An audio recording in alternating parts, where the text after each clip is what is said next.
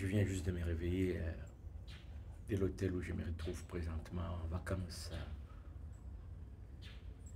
au Pérou, un pays que je ne connaissais que de nom. Et ce matin, juste en me levant, je suis au bruit des oiseaux dans les arbres. Là, depuis 5h30, j'arrive pas à dormir, ils chantent tellement. Et je me suis réveillé en contemplant la nature et en méditant sur la parole de Dieu, suite à l'inspiration de tout ce que j'apprends ici dans ce coin où je suis. Tout ce que j'ai découvert, que ce soit au niveau de la nature, que ce soit au niveau de la culture, les genres de personnes que sont les Péruviens, ça m'a ramené tout de suite à Genèse chapitre 1 verset 28 où Dieu dit à l'homme et la femme de se multiplier, de remplir la terre, de dominer. Vous savez, lorsqu'on ne voyage pas, on est tout le temps dans le même environnement, on pense que le monde c'est juste ce que nous voyons. Mais lorsqu'on sort, on va dans des coins qu'on n'a jamais été. C'est là que nous découvrons, en tout cas personnellement, je découvre que Dieu, lorsqu'il avait créé la terre, du haut des cieux, en tout cas il voyait la terre, c'était énorme comme espace. Et que cet espace devait être occupé. C'est pourquoi il va demander vraiment à Adam et Ève de se multiplier, de remplir, parce que c'était immense. Mais malgré cela, je découvre dans ce pays, le Pérou, encore qu'il y a énormément d'espace inhabité, un pays montagneux. Et je sens aussi le côté dominé, parce que de là où je me trouve, je vois juste il y a une montagne, des roches, il n'y a pratiquement rien comme verdure, tout est pierre. Mais ils sont en train de tailler dans les montagnes, de créer, de fabriquer des routes. Et il y a des habitations. Donc, là où je suis, nous sommes déjà sur une montagne sur laquelle ils ont construit ces immeubles. Mais en face de moi, ils sont en train de construire. Mais en regardant la partie qui n'est pas construite, tu te dis, comment est-ce qu'ils peuvent habiter là-bas? Ils sont en train vraiment de dominer, d'occuper l'espace. Alors, et de transformer leur vie. Je dois vous avouer qu'avant de venir, j'avais des...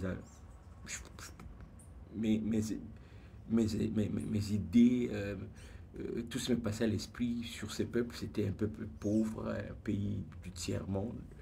Moi, venant de l'Occident, donc j'avais rien à apprendre.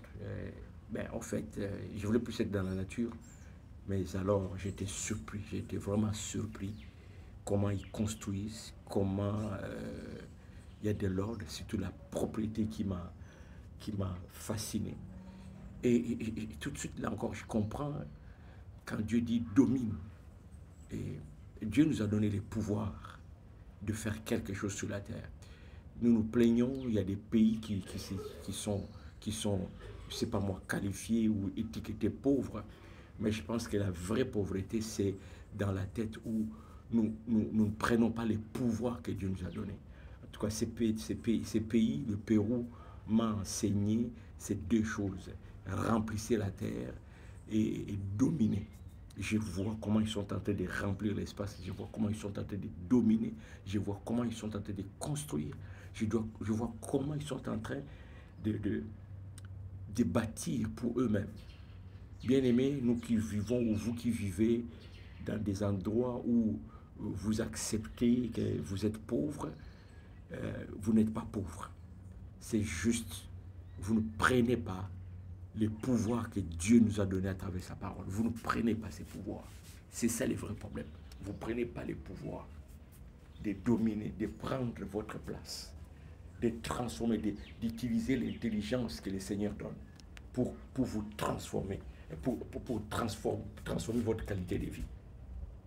Les arbres qui sont ici, les fleurs qui sont ici dans cet hôtel, dans un coin qu'on ne peut pas imaginer construire, c'est l'humain qui a pensé. C'est vraiment l'humain qui a pensé pour transformer. Alors regarde ton environnement. Est-ce que tu domines? Est-ce que tu utilises les capacités que Dieu t'a données pour te donner un environnement des fois même avoir des fleurs, rien que des fleurs que tu peux planter, surtout dans les pays africains, où dans la majorité des cas, la nature, nous sommes bénis par la nature, on peut juste jeter un grain sans prendre soin de ça, et puis demain matin, il y a une plante qui pousse. Regarde dans ton environnement. Est-ce qu'il faut vraiment que ce soit Dieu qui vienne planter des fleurs? Est-ce que ça prend Dieu pour venir nettoyer la cour? Est-ce que ça prend Dieu pour te montrer où jeter la poubelle? Est-ce que ça prend Dieu pour venir nettoyer le chemin par lequel tu passes? Non. Ces gens m'ont enseigné. Dominer, remplir la terre, occuper l'espace, transformer son environnement pour bien vivre.